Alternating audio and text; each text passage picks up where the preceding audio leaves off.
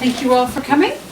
It's a great pleasure to introduce our first of four presenters, Hannah Ruebeck, who will be speaking about implementation and effects of India's school-based iron supplementation program. Hi, everyone.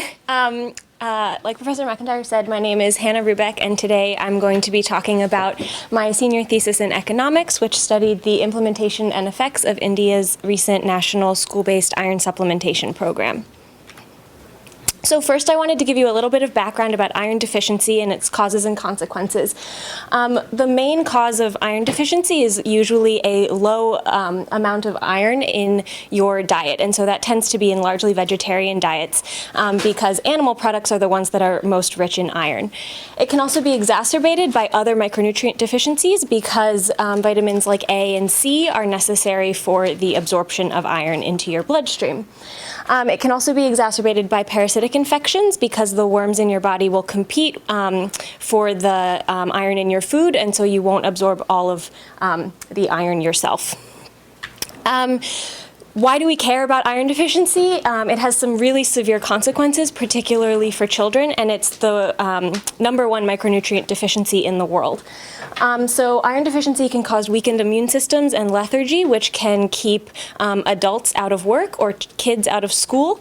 It can also, especially in children, cause reduced physical and cognitive development, which can have long-term effects on their ability to participate in the workforce or to achieve high levels of education. And so overall, iron deficiency has very high social costs and spillovers on the entire population, largely because iron supplementation and fortification programs are very expensive and because of the reduced productivity and human capital attainment of people who suffer from iron deficiency.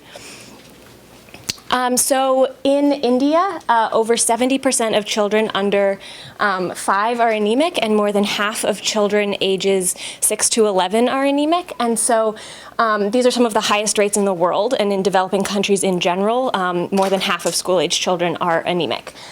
And so this program, the Iron and Folic Acid Supplementation Program, or IFASP, was introduced in 2013 with the goal of reducing the prevalence and severity of anemia, especially in the population of school-going children. The program was implemented through schools. Iron supplements were distributed from the central government to the schools, and then schools were responsible for distributing the tablets to children. And so each child was supposed to receive 30 milligrams of elemental iron and 250 micrograms of folic acid for 100 days in a year through tablets under supervision. And they were also intended to receive 2 doses of deworming medication every year to combat those interactions between worms and iron deficiency.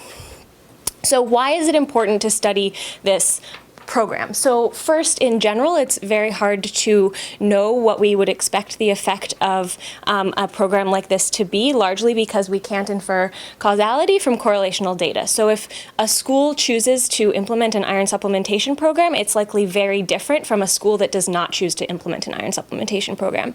And so comparing the outcomes of the students who attend those 2 types of schools isn't really going to be able to tell us the effect of the program. And so existing research tries to get around this in 2 different ways. The first is through efficacy trials, where individuals are randomly assigned to either receive iron supplements or not receive iron supplements. And these are highly monitored by the researchers to ensure that the children actually take the iron supplements. And so what we know from these studies is that if children actually do ingest additional iron, it will improve their iron levels and reduce the prevalence and severity of anemia. In general, in addition, these trials also tell us that children who are more iron deficient at the outset of the trial are going to experience larger benefits from supplementation than kids who are less iron deficient at the outset of the trial. However, this doesn't tell us very much about how we can appropriately and effectively get iron to children in a real-world setting because these are so highly monitored and so carefully run by researchers. And so the second set of existing research is programmatic evaluations, which randomly assign schools at the school level rather than the kid level to receive iron supplements and to distribute them to children the same way that a program would be implemented in the field.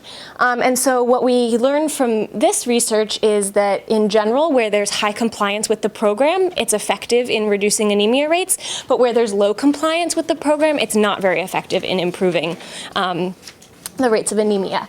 And so there's not, however, very much research about actual government-implemented programs like the IFASP. So all of these have been run by researchers, and we don't really have any evidence about how these tablets can be appropriately distributed from the government to the schools, because even these programmatic evaluations are focusing on the school level. And so that leads me to my two research questions. My first question is, how were IFASP tablets distributed, both across blocks, which are administrative sub-districts, and also within blocks to the individual schools in each block? My second question, then, using the results of that analysis of how tablets were distributed, is to use empirical analysis to determine the effect of the IFASP on student outcomes, using students who received tablets to compare them to students who did not receive tablets under the program to estimate the true causal effect of this program on hemoglobin levels. So, my data comes from surveys in 5 blocks in one district of India, up in the red area. And so the first set of surveys were collected in October 2012, and that included school data, demographic information about the school, child hemoglobin levels, as well as child demographics with a household survey. A few months later, the government announced the introduction of the IFASP, and the IFASP was implemented from January 2013 through January 2014. So schools were receiving tablets that entire time. A few months after the last schools received tablets, there was a school survey to measure uptake of the program and see which schools received tablets and which schools did not. And then a few months later, another round of hemoglobin measurement of the kids attending schools that did and did not receive IFASP tablets. So first, how were these tablets distributed? So when we look at the pattern of distribution from the district to the block, the tablets were all brought together at the district to the district pharmacy, and then they were distributed from there to each of the block education officers, or BEOs. And so what we see is that in 2 of the 5 blocks, they received enough tablets so that 95% of schools received tablets from the government. In the other 3 blocks, those are the low implementation blocks, either 49, 63, or 82% of schools received tablets. The 2 high implementation blocks were more advantaged on a range of different characteristics, and so this is consistent with other allocation systems influenced by incompetency and corruption. However, the main finding is if you look within the block, the distribution to each school, within each block, the distribution of tablets to specific schools was quasi-random. So the block education officers were not using any kind of obvious mechanism that they were using to distribute tablets to schools. And the way that I tested this was I had a range of different hypotheses for different ways that the block education officers could have been allocating the tablets non-randomly. And so one of those that I'm going to talk about today is that it's possible that the BEO was targeting schools with higher levels of anemia. So one way to think about this is that if the BEO was targeting schools with more anemia, he'd have to be able to tell which schools had higher levels of anemia. And so I'm going to put up a bunch of scatter plots where the x-axis is going to be an observable characteristic of a school, and the y-axis is going to be the percent of students who are anemic in the school. And if the BEO was able to tell which schools had the most anemic students, we would see positive or negative trends in any of these scatter plots. However, what you can see is that none of these observable characteristics are positively or negatively correlated with the percent of students who are anemic in each school. And so this leads you to believe that even if the BEO wanted to provide tablets to the most anemic students where he thought it would have the most impact, it's practically impossible for him to do that. This is confirmed by the fact that the distribution of hemoglobin levels of students in schools that received tablets and schools that didn't receive tablets are practically identical across the two different schools. And so schools that received tablets did not have disproportionately more or less anemic students than the schools that didn't receive tablets. Once the tablets got to the school, the only way that the IFASP is actually going to have an effect on student hemoglobin levels is if the students themselves then actually receive the tablets. And so in the student survey, 76% of students do report receiving IFASP tablets, and of the students who got tablets, 99% say that they swallowed them. You have to take that number with a grain of salt because they're 6 to 11-year-olds being interviewed by a stranger, but in general, this would lead you to believe that the IFASP does have the potential to improve hemoglobin levels.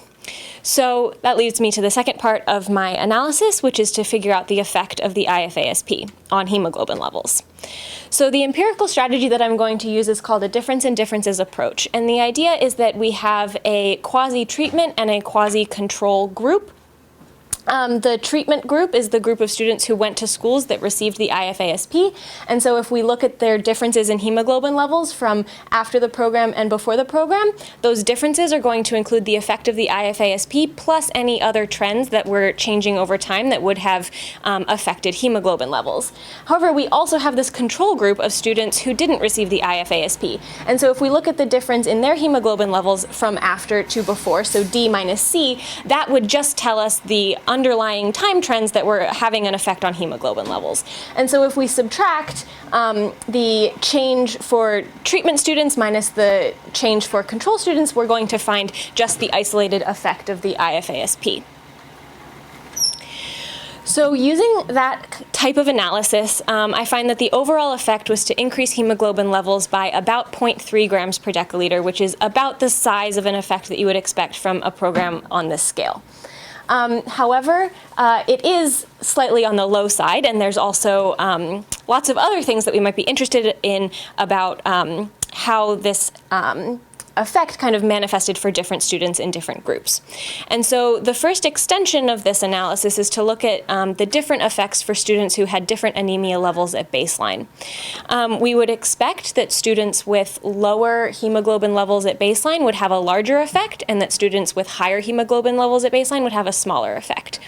And that's exactly what the data shows. So we find no effect for non-anemic students, a smaller insignificant effect for borderline anemic students, and then a larger statistically significant increase in hemoglobin levels for mildly anemic students.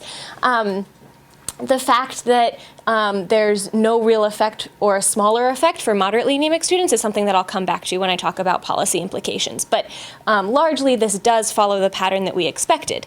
This also supports the assumptions of the analysis, because if we had found large effects for non-anemic students, that would be a reason to think that maybe something else was going on that was affecting non-anemic students. The final extension is to compare the effect of the IFASP in schools that ran out of tablets versus schools that didn't run out of tablets. So if you remember, the implementation of the program lasted a full year, and schools received different numbers of tablets per student, in addition to receiving them at different times. So schools had stopped providing iron supplements at different times relative to hemoglobin, the measurement of hemoglobin levels at end line. And so we would expect a larger effect in schools that still had tablets at the time of the school survey. And so again, that's exactly what I find. There's an increase in hemoglobin levels, a slightly larger increase in schools that didn't run out, and that is significant, whereas in schools that ran out, the effect of the effect of the iron supplementation has diminished and is no longer measurable at the time of the hemoglobin measurement. Finally, I just wanted to wrap up with some policy implications. First, the fact that we do find an overall effect confirms that students were receiving and swallowing tablets, and also shows that a policy like this one does have the potential to improve hemoglobin levels.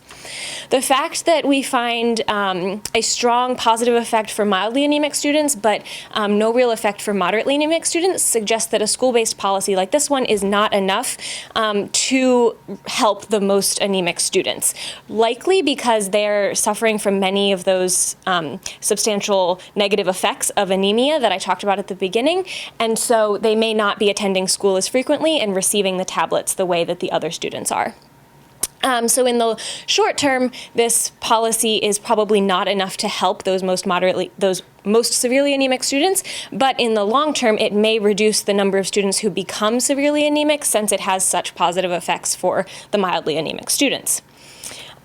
Finally, the fact that the effect was largest for students that had received tablets most recently suggests that the delay between supplementation and hemoglobin measurement may have reduced the estimated effect of the IFASP, and that the true effect may have been larger than the one measured here.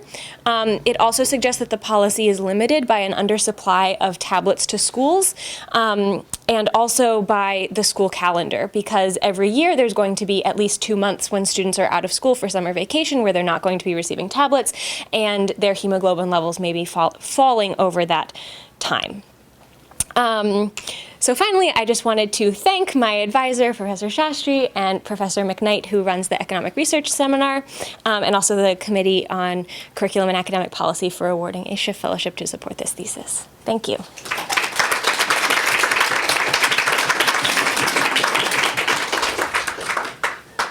Now, unfortunately, we can't entertain questions until the very end. I'm sure we have lots of people interested in asking questions. Our next presenter will be Savitri Restrepo Alvarez, who will be speaking to us about redefining the role of female ex-guerrillas in Colombia's demobilization and reintegration process.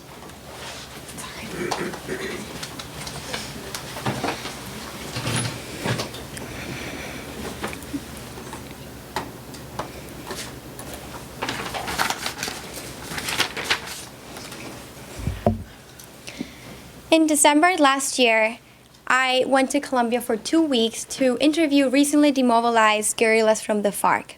In one of the interviews, one of the women told me, "The experiences of a female fighter in the FARC is like being buried in the jungle." This quote has stayed with me ever since. So the purpose of my study is to give expression to women's voices that have been marginalized for decades. My name is Savitri Restrepo, and today's presentation is based on my honors thesis for international relations titled Redefining the Roles and Experiences of Female Ex-Combatants in Colombia's Armed Conflict. Estimates suggest that about 40% of the FARC guerrilla combatants are women. However, the complex roles that women have played in Colombia's armed conflict has been largely overlooked.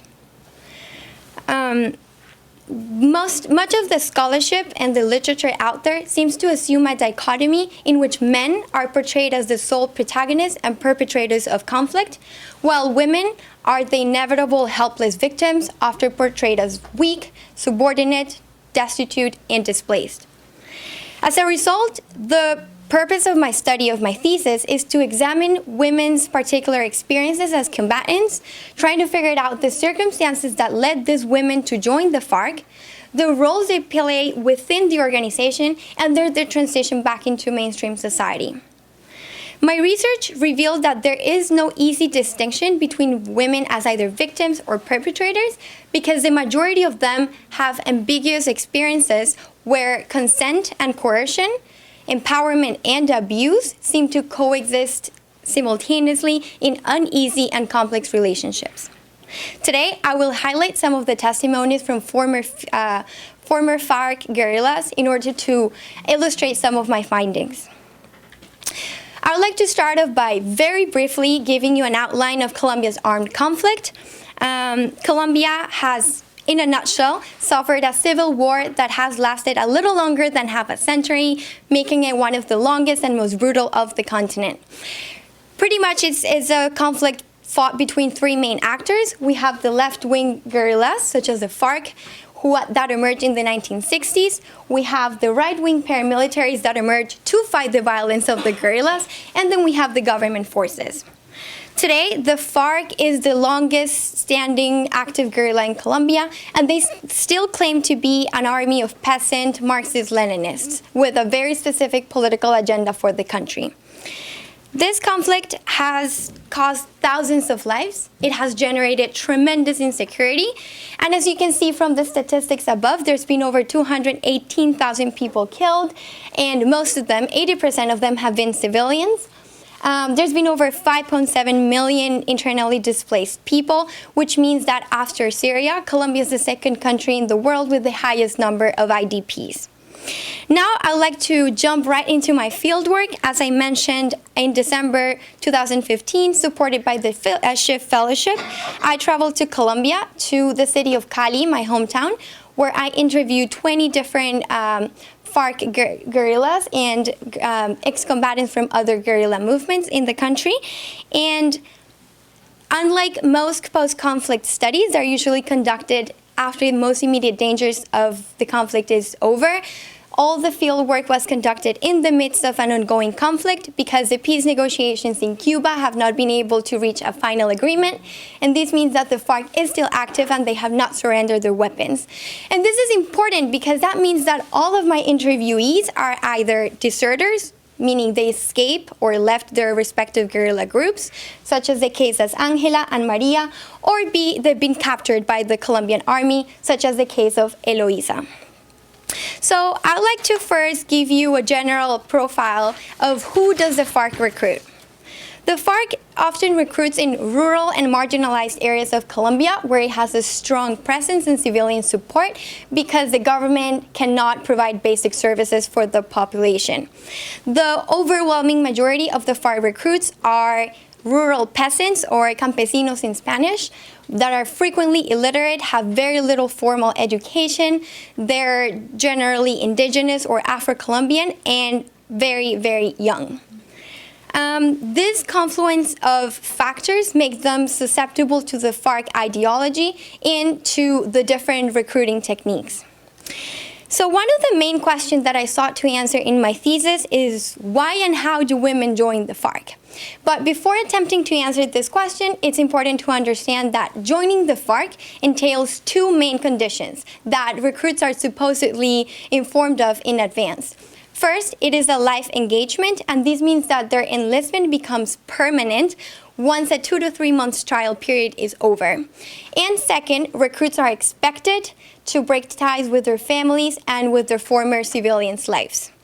So you might be sitting there asking why then would anyone, especially women and children, would like to voluntarily join such an organization with these conditions, these deprivations, and the high risks of being subjected to different forms of violence or even death? Well, in my study, I found that there are some cases in which coercion through forced recruitment is explicitly apparent, either through physical force, manipulation, or deceit. But I also found that there are some cases where women actually join voluntarily because they're attracted to the organization's ideology or to the social mission. However, the majority of women seem to fall somewhere in between these two extremes, where elements of coercion and consent act simultaneously.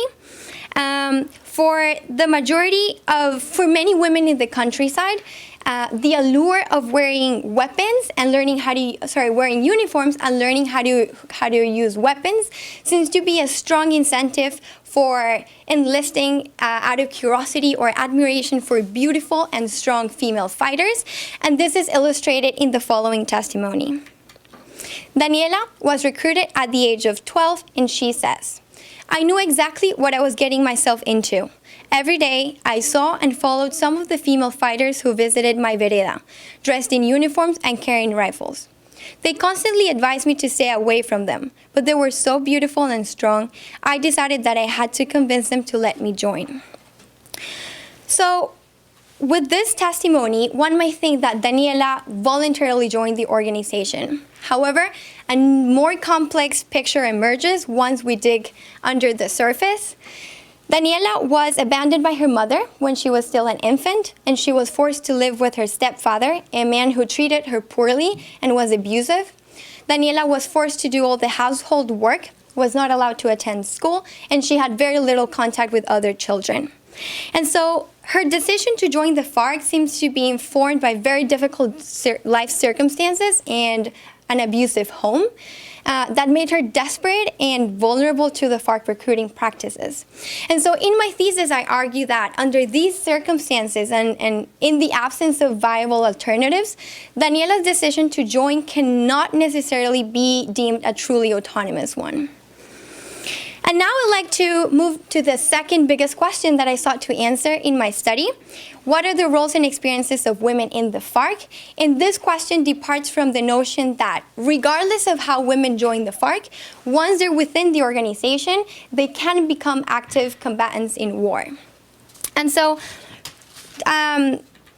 first and foremost, the FARC has a progressive platform of egalitarian principles, which is applied through the equal distribution of roles, responsibilities, and tasks among all soldiers. And so in this way, women, this contrasts with Colombia's rural households, where domestic duties such as cooking and cleaning are typically reserved to women alone. In the FARC, both men and women need to take care of their own needs and that of the organization. And so and women are also provided with weapons and equipment that are no different from that of their male counterparts. Some women describe having a sense of fulfillment and worth because for the first time they have the ability to occupy key positions within an organization as radio operators, as nurses, as logistics, or even finance experts. And having the opportunity to fight side by side with men seems to also catalyze a process of emancipation because it disrupts with the older patriarchal, cultural, and social context in which most of these women were raised. And this is illustrated in the following testimony. Juliana was recruited at the age of 17, and she remained in the FARC for 16 years. She says, "Combat allows for more equality. The only important thing in war is surviving. And for that, only your combat skills matter. I learned that I don't need to become a man to survive. I have to bring out the strength that I have as a woman. We're mentally stronger and resilient. Men give up easily. We don't." Similarly, their social interactions with other members that are part of a collective allows women to share identities, share their ideologies and their aspirations. And this seems to increase women's autonomy, their leadership skills, their sense of belonging, their pride, and even their solidarity. However, now I'd like to turn and talk a little bit about how relationships and sexuality are dealt with in the FARC, because this aspect of life seems to be the most disempowering for women.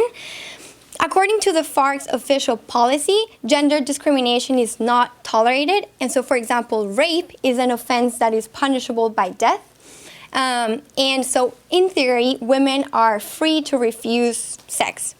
And so, the FARC is very strict in regulating romantic relationships. Stable and long-lasting couples are not welcomed in the organization because they're seen as a threat to the cohesiveness of the group.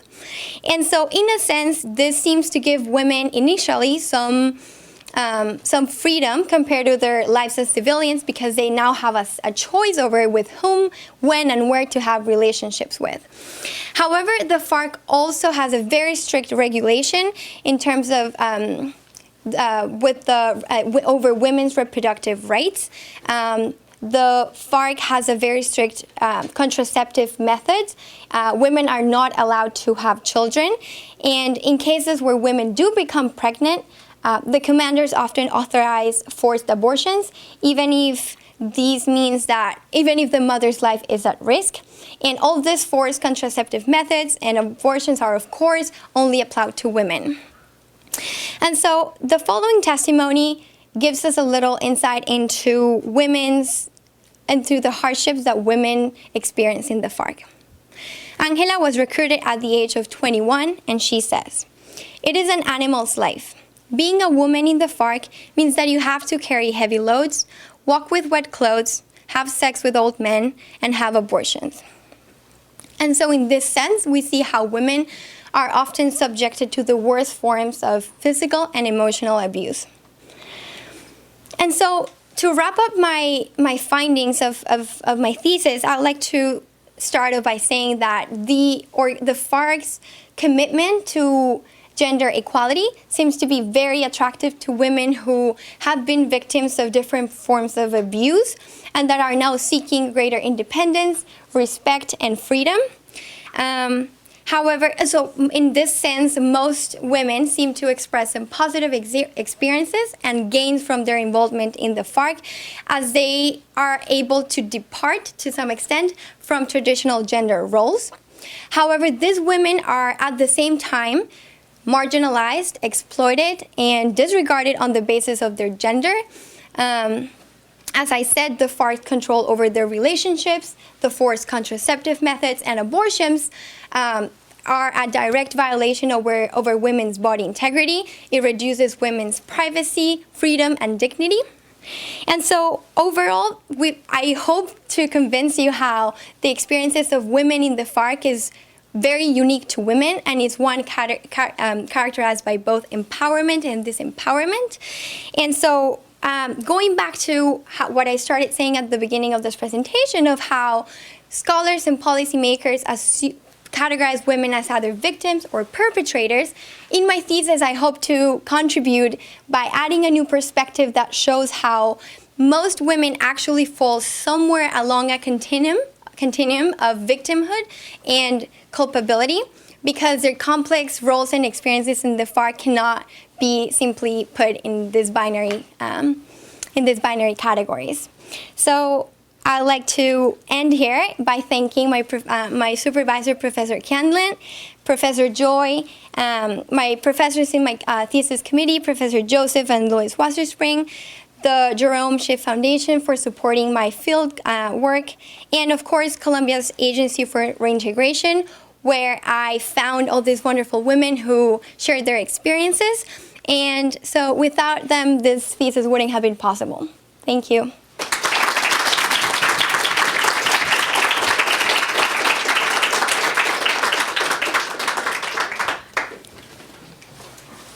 Thank you very much.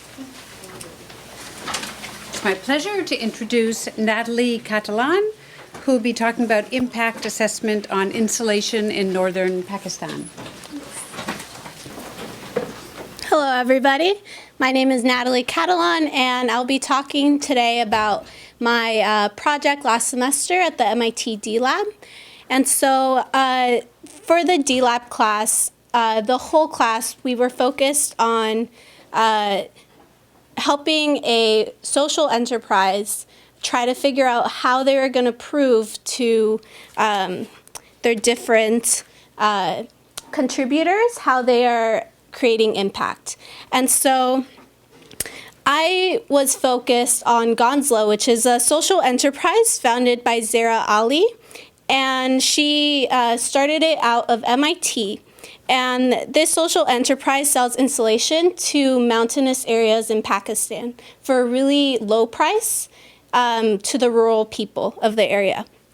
And so during this talk, first I'll talk about what Gonzla is, then their claims for impact, and finally I'll share the recommendations we gave to Gonzla so they could carry out and try to prove their impact. And impact assessments are really important, especially for social enterprises, because they get donations and people that donate the money want to know if it's actually improving the lives of others. And so the motivation for Gonzla was that in northern Pakistan, the weather during the winter drops to 25 degrees Celsius or less.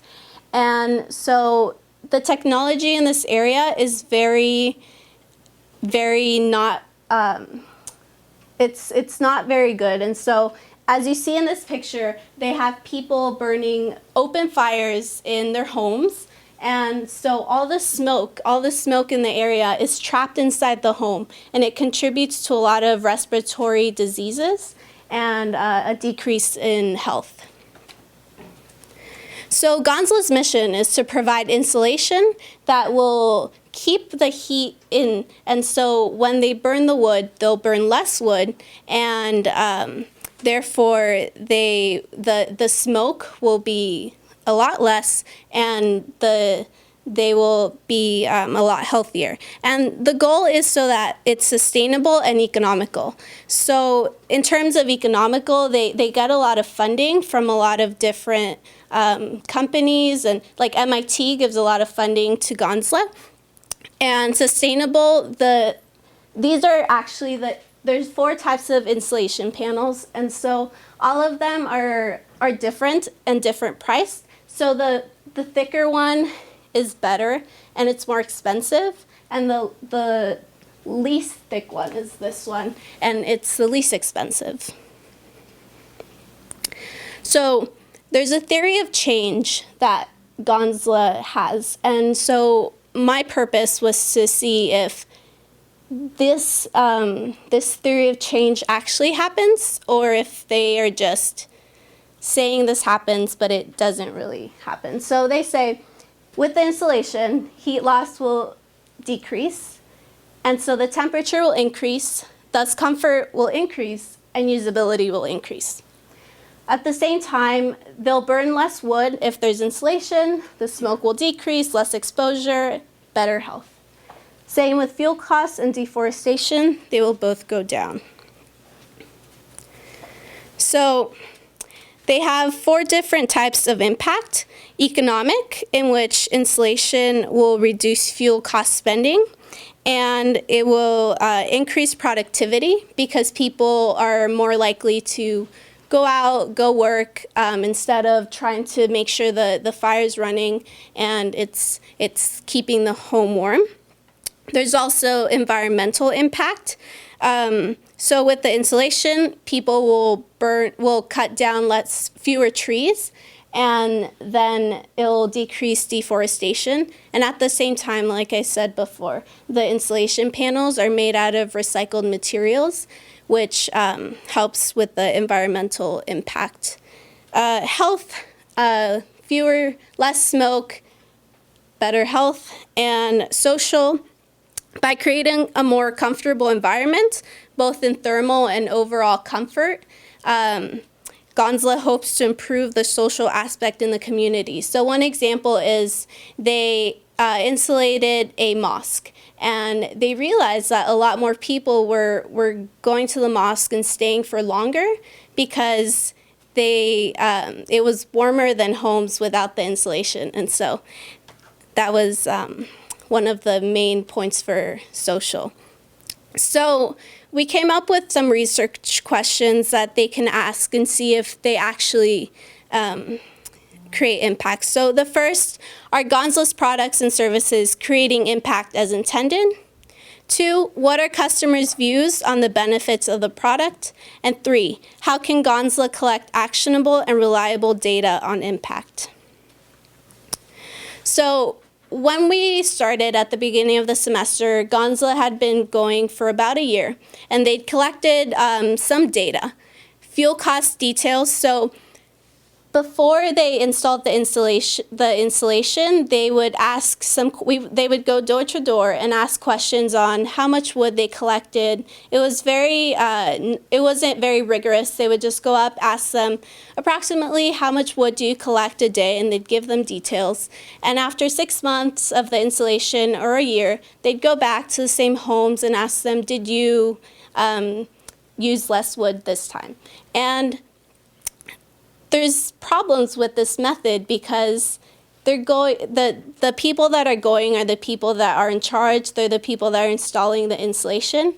And you would expect them to say, yes, it's working for me, because this is they're installing the insulation. It's like you don't tell somebody that has done something to you, oh no, I don't like it. You usually try to please them. So that's one problem with the data they've been collecting. The second is that they installed hobo data loggers, which at the time they installed the insulation, it's a little box that collects temperature data. And so they install it before the insulation is installed. And then they let it, I think, 2 weeks, for 2 weeks. And then they install the insulation. Then they wait 6 months. And then they collect the data. And they see if there was a change in temperature in the homes. And then they also collected anecdotes. So they'd go again door to door and ask, is the insulation working for you? And some of the anecdotes they've collected have been, I used to wear 3 layers of clothes, now I wear 1. And so this data isn't exactly rigorous, and so our purpose was to help them find a more rigorous way to collect the data. And so we combine what they've used before and evidence from literature to try to give them some recommendations. So there's been other talks and experiments done and tests run that prove that smoke levels are linked to cardiovascular and respiratory diseases. And there's also been a lot of studies done in northern Pakistan that prove that 19.8 degrees Celsius is the desired indoor comfort temperature, and that's around 68 degrees Fahrenheit. So out of those points, we determine what were some recommendations we can give them, and they started with the recommendations we gave them in December, and they're going to go until the end of December 2016, and then they'll report back to us if there was any change. So one of the recommendations was a pre-post intervention project group with post-intervention only comparison group. Now, what does that mean? It means they have 2 groups, one with the group that bought the insulation and one that doesn't. And then they install they test both homes. Then they install the insulation in one home, and they wait 6 months or a year, and then they go and test both homes again, and they see if the homes if there's a difference in the home with the insulation, or if they're about the same, and then the insulation didn't work. At the same time, the comparison groups must match living conditions, and so those 2 homes must be very similar in terms of how much income they receive and other living conditions. The third thing is conducting semi-structured interviews or mobile surveys. So this, instead of going to door and asking what they think if their insulation is helping out, they can send out mobile surveys, which has been done in a lot of developing countries because a lot of developing countries have phones, people have phones, and sometimes they don't have a lot of the necessities, but they have phones. And so, especially in Chitral, they have a lot of, almost everybody has a phone. And so sending out a 4 to 5 question survey and getting back information, it's proven that with the mobile surveys, they get a lot more information than going to door, and it's less time costly. And lastly, using temperature and air pollution sensors. So they already use the hobo sensors, but also using air pollution sensors that track particles.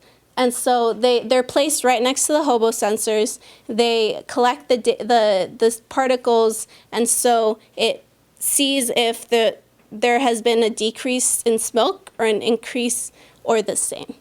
And the sensors kind of back up the information given by the mobile surveys or other interviews.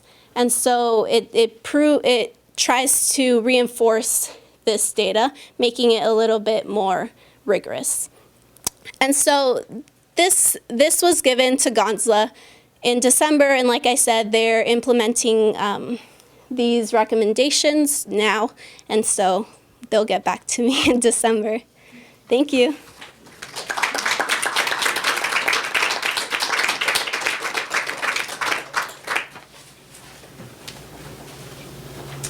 Well, I can't tell you how sorry I am to say it looks like we'll be continuing with the question period without the presentation from Beba, my honors student.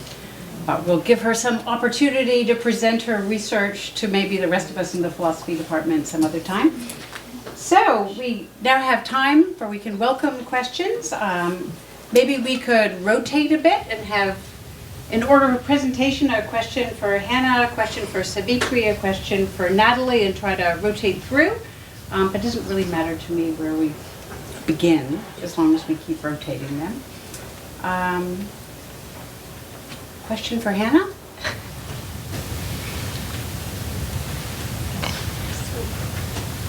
Talk a little bit about the maintained assumptions for your differences and differences analysis. The maintained assumption, yeah.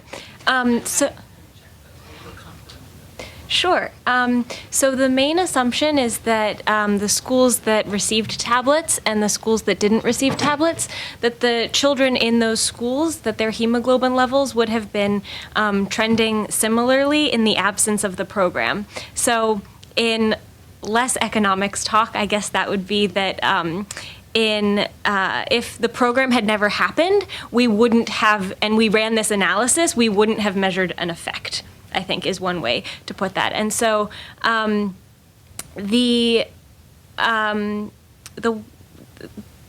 the main way that I support that assumption is with the fact that the distribution of the tablets within each block was quasi-random, and the fact that those hemoglobin level distributions that I showed were the same in both types of schools. So while that doesn't really tell us about the trend of the hemoglobin leading up to the two schools, leading up to the program, but it does tell us that at least at baseline they looked about the same. It's also supported by the fact that we find no effect for non-anemic students because if they had been trending differently, we would have been likely to find an effect for non-anemic students that wasn't caused by the IFASP, and so that effect would be caught up there. And so the fact that there's no effect for non-anemic students really also supports that assumption. A query for Savitri?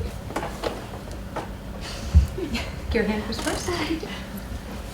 A good practice at Wellesley. I'm wondering if you had any experience talking to these women about why and how they had left FARC, and if there was any indication of how and why women leave FARC being different from the reasons and methods by which men leave. Can you repeat the first question? I got the second one. I think it was just repeating, but just saying again, if you're speaking to these women, why do they leave, and how are they able to leave if it's supposed to be a lifetime commitment? No, this is a great question, and I'm thankful that you asked it because unfortunately I had to cut off my presentation, the third part of my thesis, which is how and why they leave and how they're reintegrating to society. So this is wonderful. So again, as I said, all of these women are deserters. Because as I said, their enlistment is a life engagement, and FARC does not allow them to leave. So they need to escape. And by that, that most of them had planned their escape for 2 to 3 months. Some of them planned it the day before. It was more of an impulse because they were so fed up and so tired. And again, there's many, many reasons why, but I guess to answer your question, the main difference that I saw between women and men, although I only spoke to female fighters, is that a lot of women leave when they become pregnant. They leave because they know that they will have to go through abortions, or even those who are lucky enough to have their babies. Once their babies are born, they need to give them to a peasant family to take care of them. And so this is a big motivation for women to escape with their babies. But that means, and I'm just putting into a little context, that means walking 3 to 4 days in the jungle with no medication, no food, no water. A lot of people don't make it. Some of my interviewees went through that. They were bleeding because some of them hide their pregnancies for 6 to 7 months, which is crazy, but they managed to do that.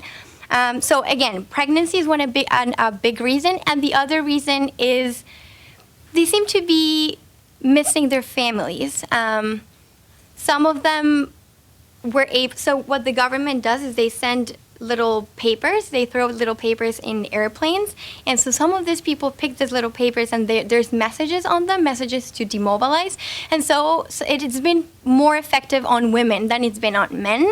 This kind of really nice messages. So I think that's another big difference. Thanks. Question for Natalie? Could I ask a question of all, and people can respond if they feel like it? My general query is about your own individual reflections on your relationship to the data collection, or the data, or the. I'm thinking about you as what critical insights have you gained? I could think, for example, Natalie had mentioned that there can be sort of conflicts between a researcher and somebody who's invested in an organization. It seems like the D-Lab people, the MIT people, have some of that also. They're not only studying, but they're funding the organization that they're hoping their studies will show to be successful. So that's just an example of, if you could please, Savitri, you had to work very hard to get access to these women. Is it possible that government officials gave you access to some women and not to others?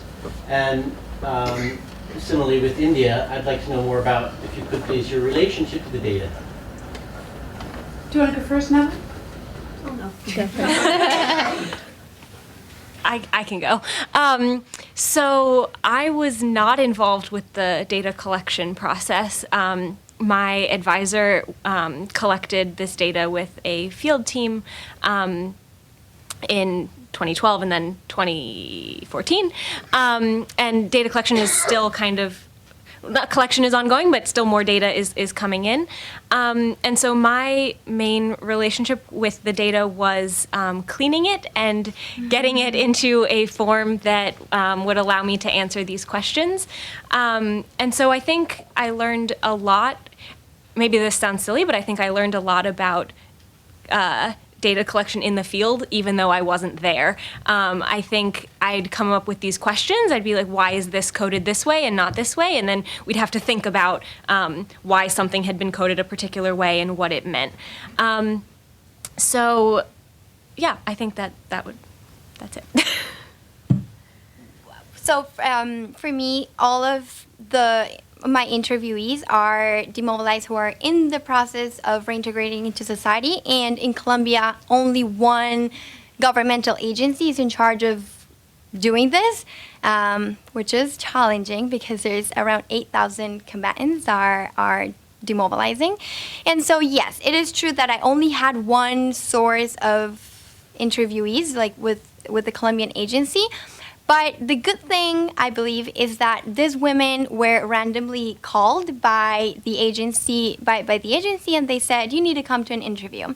And this, for them, is kind of they believe it's a requirement for their programs of reintegration. They need to contribute to historical memory, so they need to tell their testimonies. But so some of them thought it was compulsory, others didn't. So the people that showed up was very random in that way. It was December, carnival time in Colombia. It was very hard time, so a lot of them didn't show up. I was actually scheduled for 30 interviews. I got less than that. So I think that was a good thing, that some of them didn't really quite know what to expect from my interview. But there's obviously some negatives from my data collection. One of them is that the fact that these women are in the reintegration process means that they have been categorized as victims, not perpetrators, by the government, meaning they're not in jail. And so this means that some of their experiences are similar in a way that they were usually low-ranking guerrillas. In Spanish, we call them guerrilleras razas, meaning foot soldiers in a way. And so kind of that limits my data collection. And another thing that I thought was maybe could have influenced my collection is the fact that some of these women, I could see how when they started to talking to me, they were portraying themselves as victims immediately, as if other interviews were more interested in asking about their pregnancies, their abortions, the rape experiences. And I was like, oh, hold on, let's start from the beginning. How about you tell me how you entered? So I think those are some insights. For me, I didn't do any data collection, but during the class we learned a lot about qualitative and quantitative data and how they really a lot of times are intertwined, and how quantitative supports the qualitative data and vice versa. And so I thought I learned a lot in that class about data collection, about surveys and how surveys are most effective if they're short and sweet and not long, and how for interviewing other people, if you're going out and doing field work, how interviews should be conducted in a way that's pretty quick, because people have things to do, people have other commitments and don't want to spend a lot of time with trying to answer your question. So I learned a lot about just data collection in general in that class. And I'm only a sophomore, and so it was my first time being introduced to data collection. We welcome more questions. Are we still going in order? Go ahead, you have a question? I have two questions. I think you kind of hinted at this. So you said that most of the people you interviewed were lower level guerrillas, but also people who had been deemed victims rather than perpetrators. Yeah. Is that because most of the perpetrators and maybe also higher ranking guerrillas were jailed? Mm-hmm. Like, so they aren't.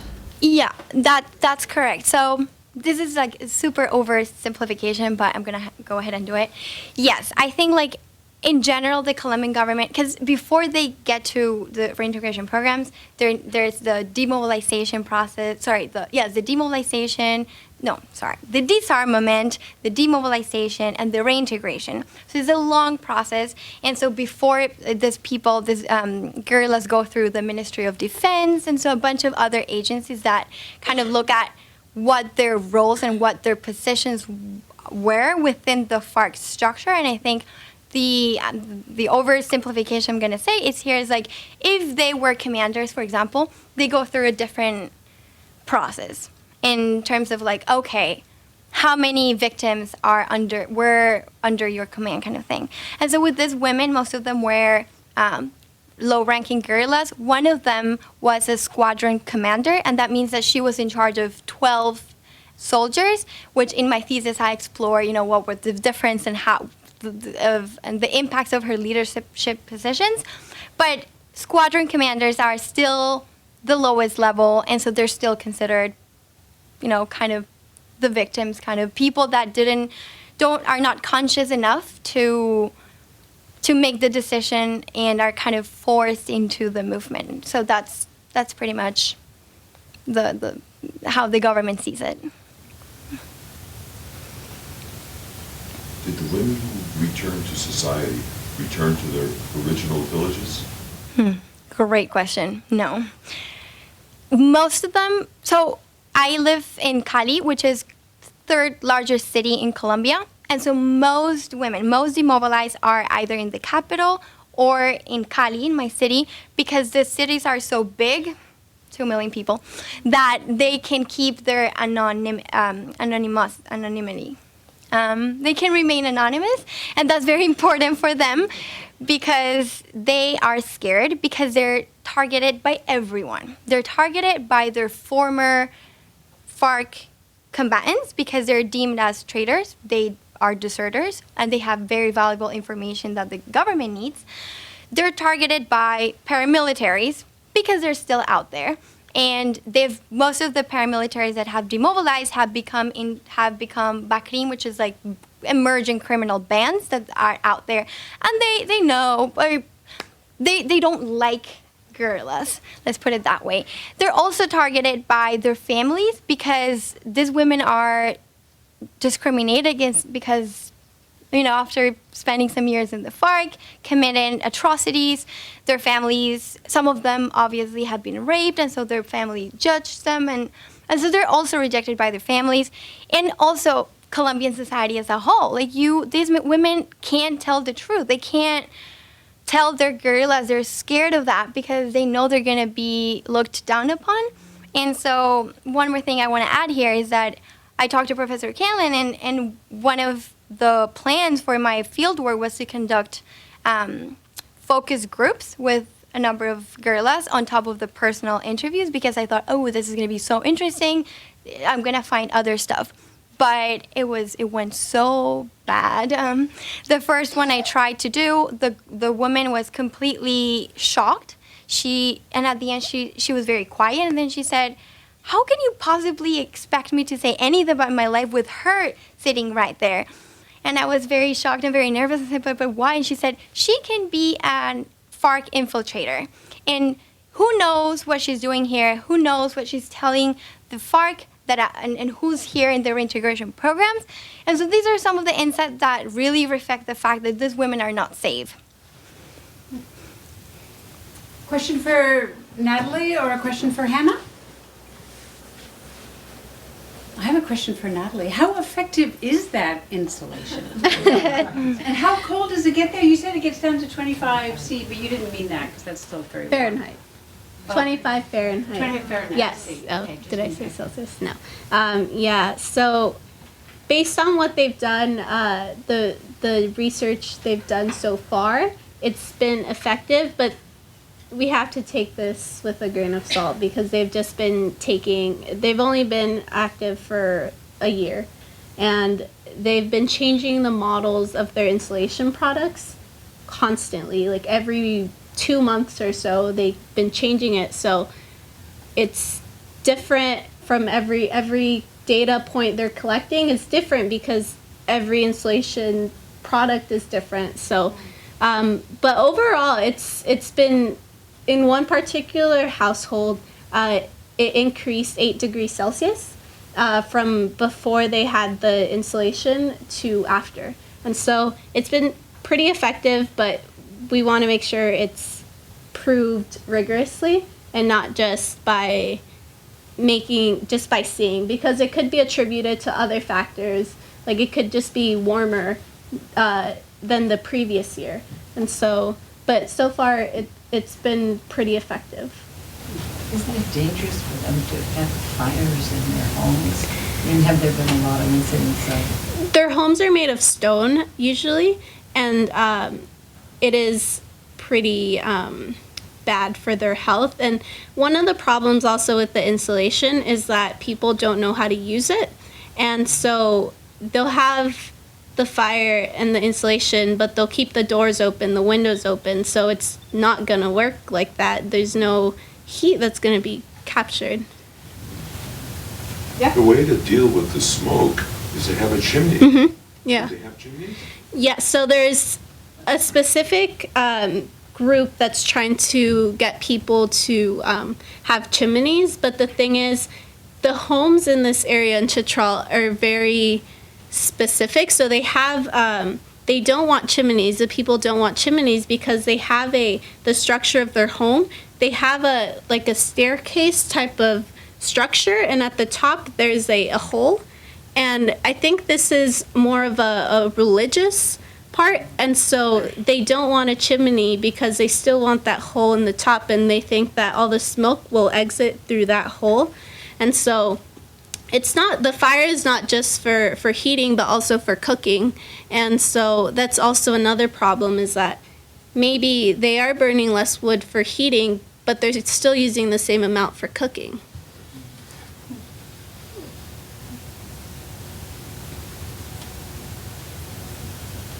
Let us all thank our speakers.